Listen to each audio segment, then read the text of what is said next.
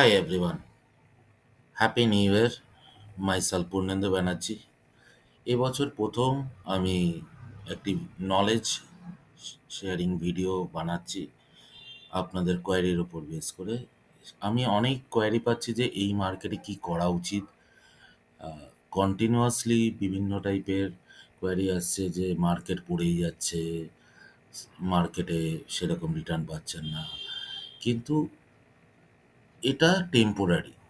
Stock মার্কেটে এরকম situation হতেই থাকে যে কারেকশন হবে, আবার সেই ভ্যালুয়েশন কারেক্ট হবে, আবার মার্কেট নিউ হাই রিটার্ন করবে। এইটুকুনি আমি বলতে পারি, স্টক মার্কেটের যে রিটার্ন সেটা অন্যান্য যে কোনো ইনভেস্টমেন্টের থেকে অলওয়েজ হাই হবে।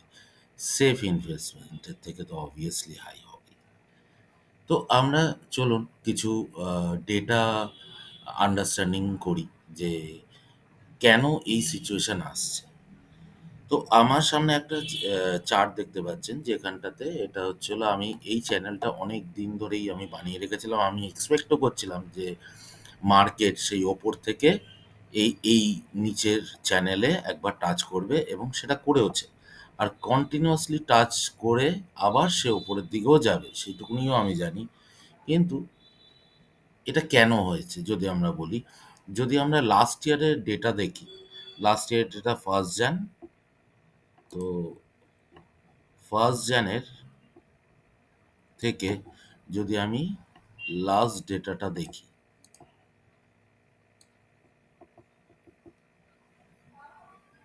তো এখানটাতে আমরা দেখতে পাচ্ছি 20% রিটার্ন 1st jan থেকে আমাদের 27 সেপ্টেম্বর অবধি 20% রিটার্ন হয়ে গেছিলো, যেটা not a normal return in market. Market always 12 থেকে 13%-এর কাছাকাছি রিটার্ন দিয়ে থাকে। তো it is already over priced. তার জন্য একটা কারেকশন এক্সপেক্টেড ছিল, যে কারেকশন আমরা দেখেছি যে এখান থেকে এটা নিয়ার অ্যাবাউট আমাদের যদি আমরা ধরি 11%-এর কাছাকাছি একটা ফল হয়েছে। This is a good correction in market, যে আমরা এই লেভেলে এসে একটা প্রপার জায়গাতে এসেছি। আর যদি আমরা 1 বছরের অ্যাকচুয়াল রিটার্ন দেখি, সেখানে বলবো যে এই লেভেল থেকে এই লেভেল থেকে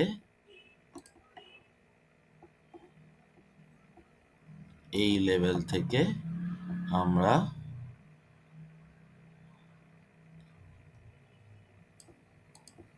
তাহলে 8.26% অ্যাকচুয়াল রিটার্ন হয়েছে। So this is a good return and in future also আপনারা সেই 11 to 12%-ই রিটার্ন পাবেন। সেই রিটার্নটা কোথা থেকে আসবে? এই যে চ্যানেলের বটমে এসে গেছে, এখান থেকে ও আবার সেই ইজিলি এই অবধি তো আসবে, যেটা বাই ডিফল্ট 7%। এটা কতদিনে আসবে? যদি আপনারা একটু ভালো করে অ্যানালিসিস করেন যে এখান থেকে ডেটাটা আসবেন, ধরুন আমি আমার অ্যাপ্রক্সিমেট ভ্যালু নিয়ার অ্যাবাউট ফেব্রুয়ারি, হ্যাঁ, ফেব্রুয়ারির কাছাকাছি এই জায়গাতে হয়তো হয়তো পৌঁছে যেতেও পারে within a very small time span. আর শুধু সেটাও নয়, এ বছরের ভেতরে এখন যে সিচুয়েশনে আছে, এ বছরের ভেতরেও সেটা এই জায়গাতে ছুঁয়ে দেবে। তার মানে 11% গেইন এখনো রিমেনিং আছে। তো এটাই হচ্ছিল good time to invest in this market. ঠিক আছে? তো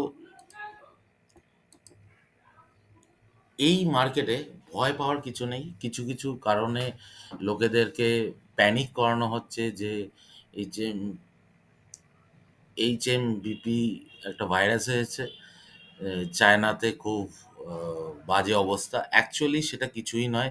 এটা খুবই পুরনো একটা ভাইরাস। আর ইন্ডিয়াতে উইন্টার সিজনে এইরকম সর্দি কাশি লেগেই থাকে। তো ডাক্তারদের অলরেডি আপনারা আ বিভিন্ন রিপোর্ট দেখতে পাবেন যে এটা একটা পুরোনো ভাইরাস। এ সম্পর্কে কোনো ভয়ের কোনো কারণই নয়। এবার চলে আসি যে অ্যাকচুয়ালি এই যে সিচুয়েশনটা আছে, এই সিচুয়েশনে আমাদের কি করা উচিত? আমি বলব যে এই সময় যা এসআইপি চলছে বা স্টক মার্কেটে করছেন, সেই ইনভেস্টমেন্ট কন্টিনিউ করতে রাখুন। আর পারলে যদি এক্সেস অ্যামাউন্ট থাকে, সেই অ্যামাউন্ট দিতে থাকে। কারণ এখান থেকে পড়বে না এটা বলা ভুল। বাট এখান থেকে রিস্ক রিওয়ার্ড রেশিও খুবই ভালো। কারণ এখান থেকে যদিও পড়ে, সেখান থেকে খুব ইজিলি একটা ভালো রিটার্ন আপনারা জেনারেট করতে পারবেন উইদিন 1 ইয়ার, উইদিন 2025। সেটা আপনাদের জন্য একটা opportunity to create more return. Recently একটা সেবির একটা সুন্দর রিপোর্ট বেরিয়েছিল যে যারা মিউচুয়াল ফান্ডে ইনভেস্টমেন্ট করে, তাদের হোল্ডিং পিরিয়ডের একটা ভালো স্ট্যাটিস্টিক্স সেবি শেয়ার করেছে। সেই স্ট্যাটিস্টিক্সে দেখা যাচ্ছে যে ১ বছর পুরনো আ যারা আ মিউচুয়াল ফান্ডের NAV হোল্ডার থাকে, সেটা নিয়ার অ্যাবাউট 50%। ৩ বছর পুরনো হোল্ডিং থাকে নিয়ার অ্যাবাউট আ 27%, মানে 73% লোক সেই মিউচুয়াল ফান্ডও বেচে দেয়। মোর ইন্টারেস্টিংলি লাস্ট 5 ইয়ার্স এর ডেটা বলছে যে 5 years holding mutual fund NAV এর যে পার্সেন্টেজ আছে, সেটা অনলি 3%। 93% 97% লোক, সরি, 97% লোক অলরেডি সেল করে দেয় বিকজ অফ দিস প্যানিক। তার জন্যই অ্যাকচুয়ালি এই মার্কেট থেকে কেউ রিটার্ন করতে পারে না। আপনারা যদি দেখেন এই ডেটাটা, এই চ্যানেলেও দেখতে পারবেন যে যদি আমরা ভালো করে অ্যানালিসিস করি, জুন, জুলাই এখনকার যে ডেটাটা আছে লাস্ট ৬ মাসে 0 রিটার্ন। কিন্তু আপনার কি মনে হয় ৬ মাসে কোনো আ যে কোম্পানিগুলো আমাদের ইন্ডিয়াতে আছে তারা কোনো প্রফিট করছে না? নাকি তারা তাদের এমপ্লয়িদের সেলারি দিচ্ছে না? সবকিছুই হচ্ছে। এটা একটা ভ্যালুয়েশন গেম, আর কিছুই নয়। একটা টেম্পোরারি মানুষের একটা সেন্টিমেন্টের উপর বেস করে এরা এফআইআই, যারা বড়, বড় ইনভেস্টররা, তারা মার্কেটকে ফেলছে যাতে কম প্রাইসে সেটাকে কিনতে পারে।